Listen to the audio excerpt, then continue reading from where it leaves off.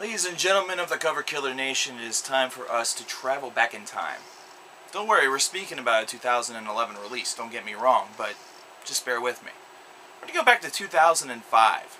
2005 was a time in metal where I didn't listen to nearly as many albums per year as I do today. However, still listen to a good number.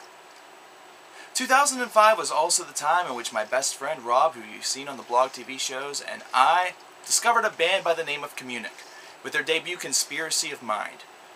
And this was an album that was so...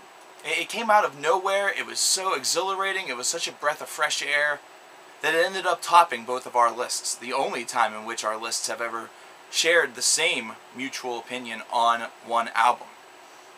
2006 came and the band released Waves of Visual Decay, which was actually a better album than Conspiracy of Mind. However, on my list, and his both, well, there were some other albums that were just a little bit better, which is kind of a strange phenomenon, something that rarely ever happens. The only place where it seems though there was a misstep that occurred was with Payment of Existence, which was released a couple years after that. And to be honest, if this is a misstep, this misstep is actually better than most other bands' albums, period. It was very good, very solid, however just not quite on par with the first two. One could almost say that they didn't have a sophomore slump, but rather a junior slump. That brings us to today, to 2011, and the album The Bottom Deep, largely anticipated by myself and a lot of other Communic brethren all around the world. This is an album that was just released, a 10-track affair. Wait, it's actually a 9-track affair, however there is a special edition with a 10th track which contains a cover, and I'll get to that here in a little bit.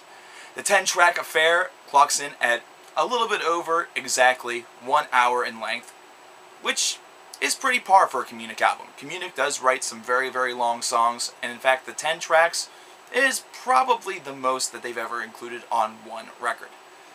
Now, speaking and judging from Payment of Existence onto this album, I would have to say that this is an album that's a step up.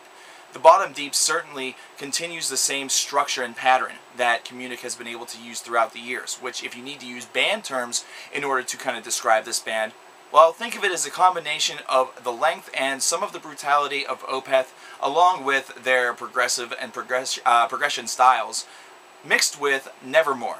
So what you have is a little mix of power metal, a little mix of progressive death metal, without the death, and you put that together and you get what many people call progressive power metal. This is epic progressive power metal, however, where usually tracks will come close to or exceed the 10-minute mark with this band. That's not the case on this album. Instead, they decide to go with a little bit of a median range. They decide to have the longest track eclipse maybe 7 minutes and kind of pack the songs themselves in with as much as they can. The progression is still there. Take a look at the examples such as track 3 and track 4, where it's definitely a little bit more prevalent than perhaps on some of the other songs on the album. However, there's more of a focus this time around on just the heavy metal aspect. There's a lot of aspecting still with the power metal side. However, if you were to consider it overall, heavy metal is the subgenre or genre in this particular case that you would lump this album in, with perhaps power kind of spliced within somewhere within. Now this 9-track affair is able to flow very nicely, and it feels as though it's conceptual in nature.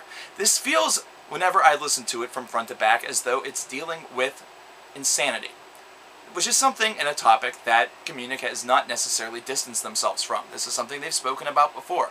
However, it seems that this album is almost some sort of story that's taking you through the mind of somebody who's discovering their insanity, unsure and unaware if they're going to face tomorrow, hence the name and the title of the first record, and then move along the cycles, the steps, the programs in which somebody may experience whenever in this state of absolute delirium. This is a very neat little structure, a neat little exercise, something that makes this album flow a lot more freely and makes it all the more difficult for a listener to shut this album off.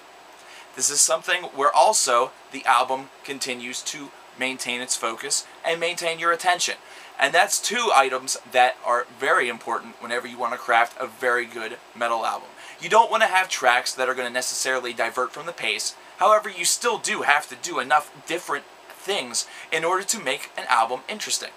And Communic is able to put together a very nice potion on this album.